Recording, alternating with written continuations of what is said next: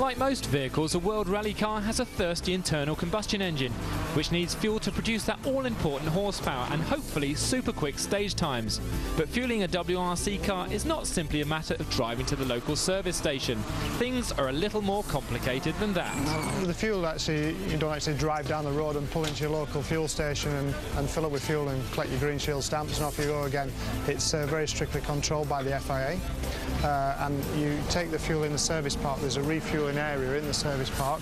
Cars go in there and they put the fuel in the car. And it's the same for all competitors in the rally. And during the event, the FIA will take samples to make sure that nobody's adding any performance additives to the fuel, so we ensure that the playing field is completely level for everybody.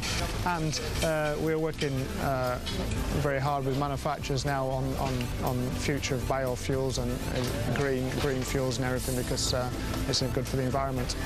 The technical specification and design of fuel tanks also differs hugely from what you might find in a normal road car.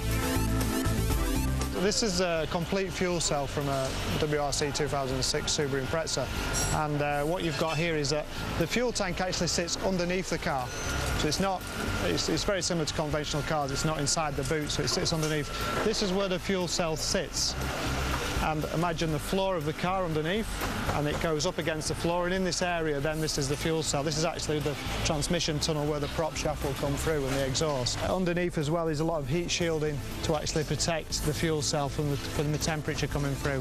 So after that then inside you've got the fuel safety cell, which is very similar to what you'd find in an aircraft. It's designed to withstand impact, and it is a safe cell. It's specialist material and it's FIA approved. You can't just buy any tank and put it in the car, so it is to a standard what is met and required.